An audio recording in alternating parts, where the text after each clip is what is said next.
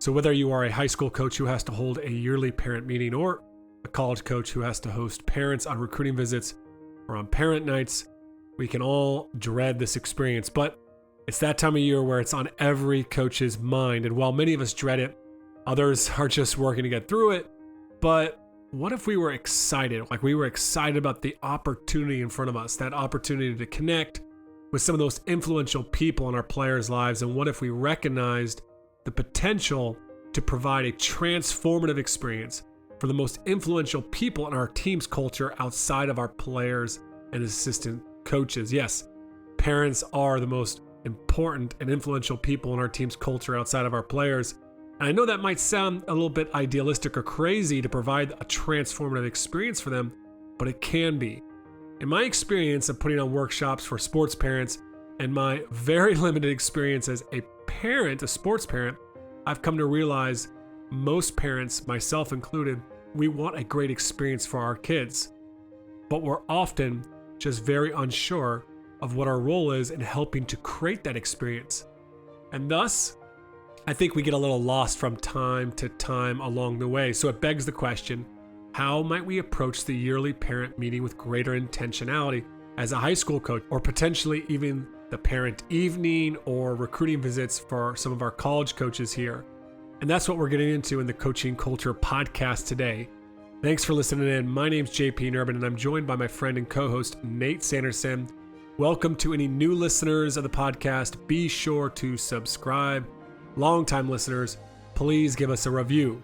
You can do that right now while listening. Or if you don't think we're worthy of a great review, send me an email over to jpnurbin@thriveonchallenge.com with some feedback. We make this podcast to share our journey and to help you on your journey to be better coaches and to build better team cultures. We even type up the notes for the podcast for you, which you can get at thriveonchallenge.com by subscribing to our weekly newsletter. So Nate, obviously the parent meeting at the start of every season is probably one of the least look forward to events in a coach's season.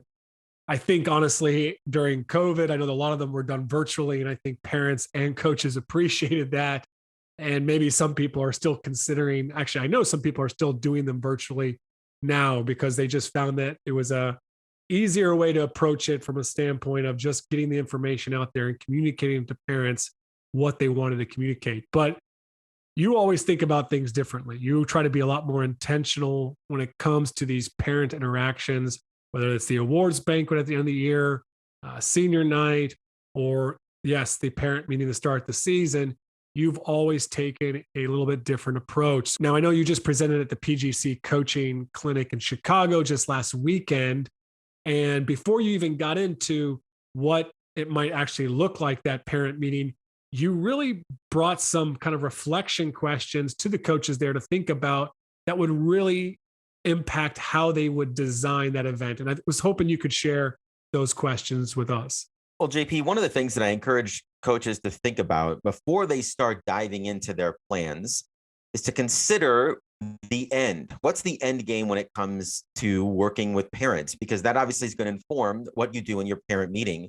And I tried to get them to think a little bit in terms of a continuum. If you imagine, there's three possible outcomes here for how you see your parents being involved in your program. One is, at the basic minimum, is just having them being informed, right? You want parents to know what the schedule is, know what the bus times are, that sort of thing. And they've got to get that information from you in an accurate and a timely fashion. And that might be all, right? I mean, you might just say, I want my parents to be informed this year, and then start planning my parent meeting from there. If you want to be a little bit more inclusive, you might consider having your parents be involved and think about what that might look like, whether that's volunteering for the program, participating in the culture, whatever it might be in your particular case. If you want parents to have an active role and be participants in the culture, then you got to think about, how do I do a parent meeting that invites them into that experience? And at the other end of the continuum is this idea that if I want to be a transformational coach, and we talk constantly about using sport to impact kids, is it a ridiculous stretch to think that this transformational approach might also impact parents in our program? Like, could we educate them? Could we support them? Could we encourage them to fulfill their role as a sports parent in a positive way that has a great impact on our players and on our program in general. And if that's where you want to go, that you want to have an influence even over the parents and how they think about sport and playing time and everything else, then I think you do something a little bit different in your parent meeting with that end in mind. Yeah, I would absolutely agree with that. I think at the end of the day, if we want to have a positive influence on our players' lives, we need to influence the influencers. Otherwise, our influence will always be not nearly what it could be, I think. And I think that's the real power is when we bring parents in there. I think obviously that challenges coaches because it's going to take more time. It's going to take more effort. And probably for me, I would say the most challenging thing about that is it's going to take a little bit of vulnerability. Like you got to put yourself out there. And I know a lot of coaches that are listening here. We've all been stung. We've all had those parents that have lashed out, that have said things, done things that have hurt us as coaches, made us feel unappreciated. And so my tendency as a coach is to wall up, to protect myself.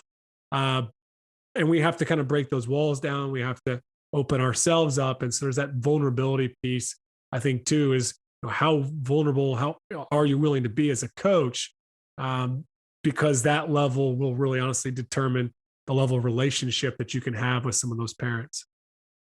I think the other important thing that we have to consider as coaches before we jump into this meeting is what is the expected role of parents in our program? Because I think as a parent walking into that room, as a parent at Mount Vernon looking ahead to this season with no background information on me and no prior experience, like I'm sure that they're wondering what is the expected role of parents in the program? How involved? How much can they talk to the coach? When do they reach out? Those sorts of questions. I think there has to be some parameters communicated in that parent meeting. And obviously, before you can do that, you have to think through that a little bit as a coach. What are your boundaries going to be when it comes to playing time? What involvement do you want parents to have or interaction with their players before a game, after a game? Those kinds of questions we kind of have to think through a little bit before we start building out the activities that we may do in our parent meeting. Yeah, Nate, I feel like only recently I've started to actually have the real sports parent experience where, up until like this year, it's just been kind of drop my kids off at some sort of, play session where they kind of do a little bit of the sport, but it's not competitive. There's no matches, there's no games or anything like that. And Elena just had her first game just a couple weeks ago. And for me, I think in this new kind of competitive sports realm, and it's not even super competitive, but even early on, as I'm watching some of the training sessions and I go to the game, like I want to know, like, what's my role here? Am I just the guy that helps out and gets them there? Or can I be down in the field? Am I cheering them on? When Elena doesn't understand anything that's going on in the game, should I be shouting out some little coaching tidbits here or there? Or is that, that's not helpful. I know that's not helpful, but you know what I mean? Like, and I just think at the end of the day, every parent is going into every team and knows that their role is going to vastly change based upon the coach there. Right. And I think that we're always maybe asking that question as a parent. So I think it would be really helpful, now that I reflect back on it, for us to be really explicitly clear of how we do see the parent role within our team and to kind of communicate that to the parents.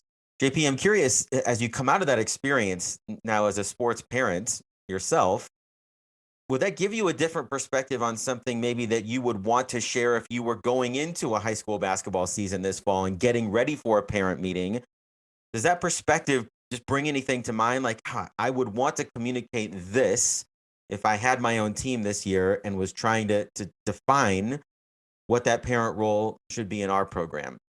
Yeah, absolutely. Because I think so often I just communicated the logistics of how to get your kids there on time and all those, like to get them to games. You just focus mostly on logistical.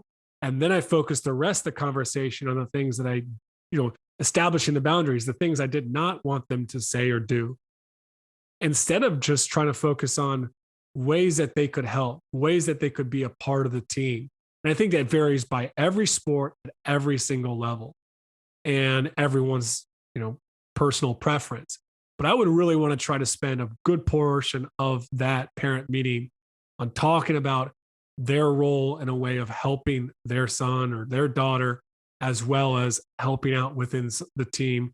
And not just being the parent that, and I'm not talking about just the parent that helps cook meals. Like in some instances, like even with Brad talking to us last week, was just about you might encourage parents to be watching film with the players, right? You might encourage something around being involved in their nutrition and their recovery and their sleep. So there's different other ways that you could be getting parents to be involved that aren't just a bunch of grunt work around your program. And I think that's what I would probably really try to focus some of my efforts on.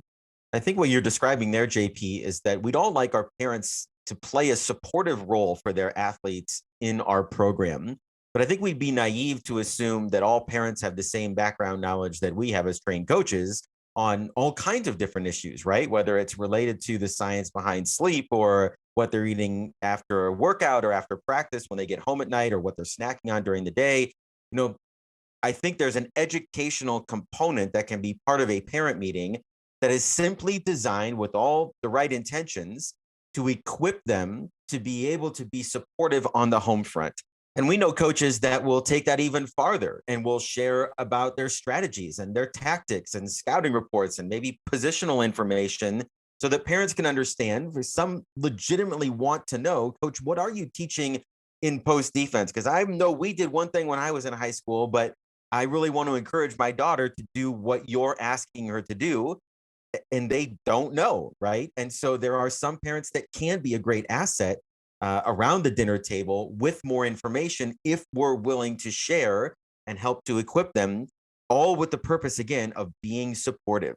Yeah, that's exactly it, Nate. I mean, it's really kind of deciding, what we envision a potential role for them within our team and within our program. I think the other thing too is they're wondering, what's this relationship going to be like between coach and parent? Are we going to be just focused on sports and my son or daughter as an athlete? Or are we going to be focused on them as a person? Like we're going to have conversations or outside of that? Or is it going to be even bigger than that?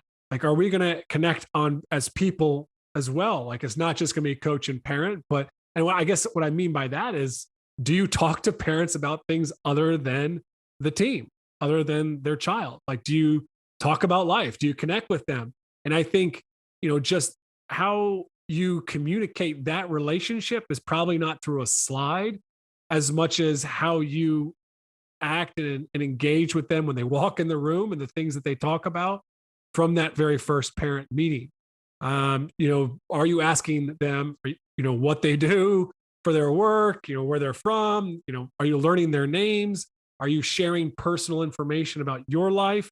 Or are you strictly presenting yourself as the coach? And I think just we are responsible for kind of setting the expectations on what that type of relationship will look like between parent and coach as well. And we're probably communicating that a little bit more informally than formally, though. JP, if I was being completely honest, I'd say there's probably times where I'd rather talk to parents sort of informally or before and after the game about anything but basketball, depending on how the game went. But I think at minimum, when you're considering the relationships that you want to build with parents, and obviously that is going to grow out of whatever you do in your parent meeting, learning first names, making sure that you're associating the right parent with the right kid. I made that mistake once where a kid got banged in the head and got a concussion, and then went to the wrong mom. And I was like, "Hey, how's your daughter doing?" She looked at me really funny, like, "She's fine," And I said, "Well, how's her vision?" And mom had no idea what I was talking about. Like I was about as embarrassed as I've ever been in my life, right? So like being able to match the parent faces to the correct kid is probably a good place to begin as well. But I think, as you said, like knowing what they do for a living and being aware of other siblings, like if you can get those 4 things down, you're laying some groundwork there to be able to start just having some pretty healthy connections with parents. The other thing I would add to that too, and this is just by the nature of having small children, but I think that there's vulnerability that can be extended. Like I'll tell our parents in the parent meeting this year, you didn't sign up for this, but I can't tell you how many times I've tried to leave the gym and I can't find my kids. So make sure that you know what they look like. So as I start wandering around, like I should have 2 little people next to me and I don't, you can help participate in finding my children so you don't have to get an alert on your phone, later that night from the Amber Alerts or whatever, right? So even that, exposing them or introducing them to your family and to your kids. And of course, our kids will steal M&Ms and popcorn from anybody with a Mount Vernon shirt on, like they should be expecting that. But all those things are like little things that kind of break down barriers and help to build that community as well. Yeah, and I just kind of want to make one more point on this concept or this idea around, our relationship as a coach with the parents and the value in having a relationship where you are connected beyond just coach and parent. And that's where I really encourage coaches to communicate the conversations that they want to have with parents, not the conversations they won't have, but the conversations they want to have. Like when something's up at home or their kid is coming home and they're not enjoying the sport, or there's something in my behavior as a coach that causes them to maybe think less of me as a person, to question my character. Those are the kind of conversations that I do want to have, but parents will not feel comfortable making that call in most cases if I haven't had some sort of relationship or connection with them prior in the season. And it's been the parents that I've had that relationship with that have actually picked up the phone and called me, and at times when their family might have been going through something really difficult, or their son was considering quitting because of the experience he was having, and it was valuable information for me.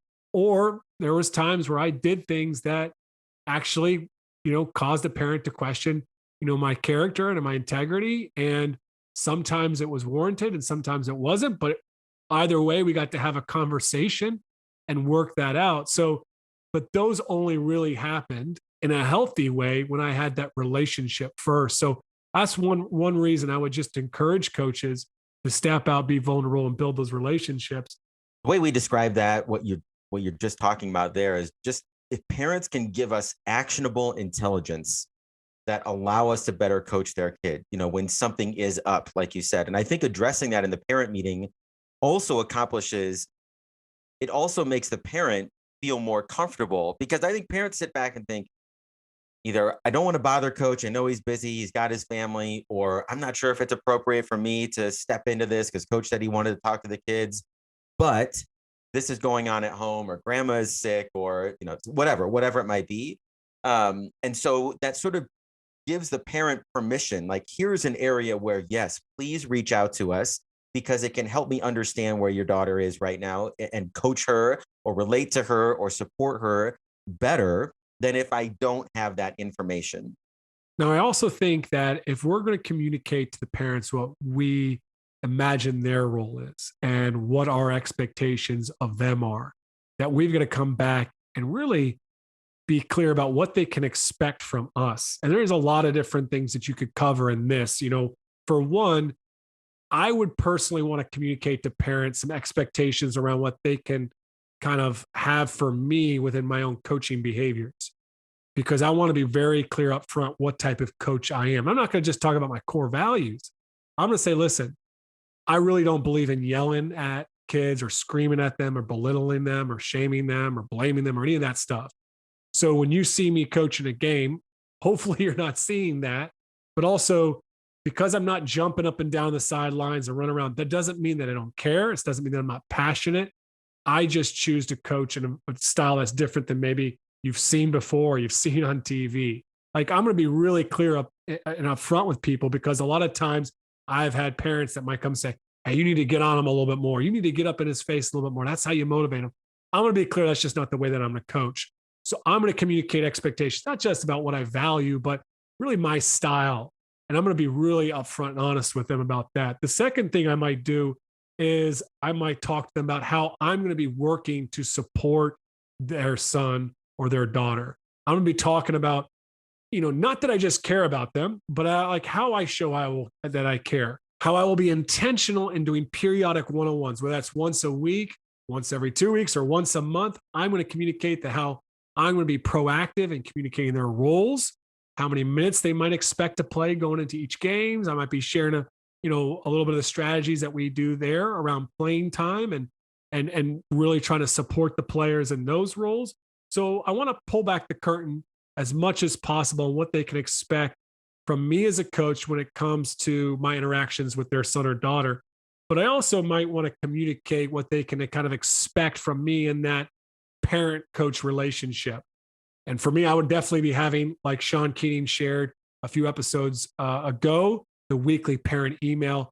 And I would make it clear like, this isn't just an information session where I tell you what time you got to drop your kid off. I'm going to tell you a little bit about what's going on with the program. I'm going to talk to you about how we're trying to invest in your kids as people and trying to build this culture. So I'm going to communicate that expectation, as well as, when they're reaching out, um, kind of some expectations around how quickly I might get back to them. For me personally, I'm going to put my phone on the docking station at 9 p.m. every night, and I'm not going to see it till probably 5 a.m. or 6 a.m. in the morning. So they can call me up to that time, but after that, I wouldn't want parents calling me. Other people don't want parents calling at all. They might just say, "Hey, send me an email or send me a text, and I'll get back to you as soon as I can or within 24 hours." So just everyone has different expectations or things that the parents could expect of them as a coach, because of what they're committed to doing in that relationship. And I just think it's important that we are proactively communicating that to the parents as well. Now, another aspect of having your parents being more involved in your program, I think, is taking your cultural values. We talk about this all the time about identifying what's important to our program, what's our identity going to be. We translate that into behaviors for our players. We talk about what's above the line and below the line and success criteria. And we have these constant conversations with our kids about what these cultural values look like in practice in the locker room, et cetera. But it really wasn't until a couple of years ago that I started thinking maybe if we wanted parents to be more involved, we should invite them into this culture that we keep talking about, but also recognize that effort for a player is going to look different than effort from a parent, right? That appreciation or gratitude is going to look different manifested from a player than it might from a parent role. And so that's something that we've been really intentional about in our parent meetings over the last few years is taking our three key values are gratitude, effort, and love. And we'll spend some time talking with parents or encouraging them even in small groups to think about what does gratitude look like in the role of a parent in our program? What is there to be thankful for? Whether it's the newspaper coverage or even the officials or it's people at the concession stand or, there's a lot of people that are required in order to put on a basketball game at night. Why couldn't our parents just randomly be grateful for custodians that are picking up and putting on the chairs, things like that? So we'll talk about that, right? And I'll even emphasize, the assistant coaches are going to put in a ton of work this year.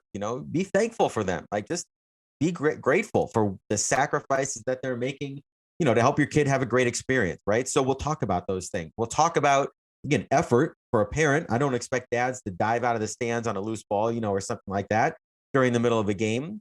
But that may be, JP, where some of the grunt work, like it would be nice for somebody to, bring the orange slices or to work the scorebook or to bring the sandwiches for the bus or whatever it might be, and take some of that stuff off of our plate. And if you have parents that want to do more, finding ways to allow that to happen and encouraging them to serve the team, I think is great, but they need guidance in that area. And the last one that we'll talk about, again, our values are just gratitude, effort, and love, can be a little bit awkward. And this maybe goes back to your conversation earlier that you talked about vulnerability, because I do think that parents need some guidance or maybe just presenting some information about what does love look like in the role of the sports parent, talking about the car ride home, talking about, I love to watch you play, showing them some of those goofy videos on YouTube of kids talking about their parents in the stands and, being embarrassed and not wanting them to yell their names and things like that. Like there are ways that you can subtly sort of just sow some seeds. Here are ways to be more supportive and more effective for your high school student athlete. And again, because parents aren't researching those things on our own, we just sort of lay them out there and say, if you wanted to be more effective, here are some ideas. And leave it at that, right? But I think inviting them into the culture, again, is better than just putting the stiff arm up and boundarying them and saying, look, sit on the outside of the fishbowl and appreciate all the great things we're doing for your kids. but we don't want you to be a part of because we don't want you to screw it up. We're trying to get beyond that approach. Yeah, I absolutely love that sharing of the values, and bringing them into that kind of discussion. I think on top of that, Nate, I'd also suggest, at least personally, I would really want to be clear about who we are as our program and our purpose, not just our objective, right? Dave Brandt talked about that, the objective being to win games, be perennial national champions, but he also want to be the best team to play for in the country. And I would really want to share my purpose with them, to impact these kids' lives, to help them to grow as men or women. And that is really, really important to me. And that we're going to be intentional about those things. And we're going to make time for those things. We're not going to be just about basketball here. We're going to do things outside of that. And there's going to be an expectation of maybe attendance at those things. I might share also how I make decisions. At the end of the day, my decisions are based upon what is best for the team. And sometimes that's going to be difficult for certain individuals because it's going to require sacrifice for them. I guess it's kind of what Brandt talks about is preparing the soil, right? I want to prepare the soil before the season so they know what they're stepping into. Well, let me just add to that, JP. One, I think, creative, unique way that we've done that here recently is the idea of normalizing struggle. I think you talk about expectations and thinking about, a player that goes from 8th grade middle school basketball, where they practice for an hour and 15 minutes twice a week, to becoming a freshman in high school, where not only do they have a different class load, obviously, but now they're expected to practice for 2 hours every day after school. And the season, instead of being 6 weeks long, is 3 months long, and not everybody really can understand the weight of that. And a lot of kids handle it fine, but not everyone does. And so, what we've done is try to identify some of the common struggles that players have in the program, whether it's the transition to being a freshman or the jump from JV to varsity and the expectations and the speed of the game. And while you're doing all of that as a junior or senior, you're also taking AP chemistry and advanced honors this. And, the academic load continues to increase as well. Time management becomes important, and kids can get tired and they can get stressed and they can get frustrated with the game and with school and with life in general during the long season. And so what we've done to address that is we've brought in our captains or our seniors into our parent meeting. And we have them talk about those moments in their experience. What was their freshman transition like? Talk about a time when they struggled with an injury or with playing time or with being between levels or the jump to varsity, and just sharing that this is normal and how they got through it. And I think that message, as you talked about preparing the soil, it predisposes parents to, in the similar way that Dr. Perry talked about, it makes the stress predictable. Oh, we knew this was coming. And we know people who have gone through it, right? And people have gotten to the other side. And so just sharing those stories with parents, I think, can be really powerful. And just added to that as well is having captains share a little bit of their vision for what they want their senior year to be like.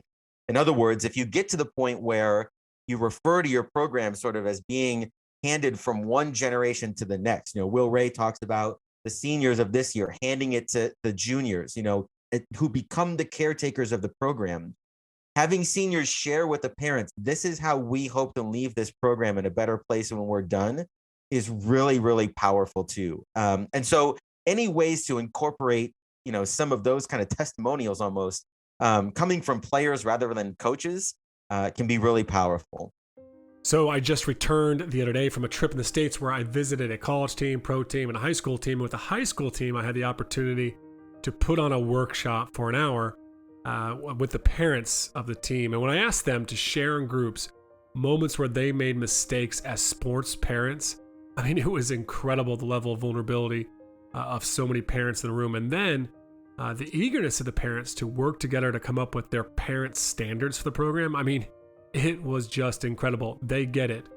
Parents in that program, while I'm sure they will not be perfect this upcoming season, I guarantee you they are more aligned to the vision of the team and have greater clarity in their role as parents. And that comes down to, you got to give a lot of credit to the coach there of being willing to try something different, to bring his parents in on a night during the week to try to kind of educate them and encourage them to be better.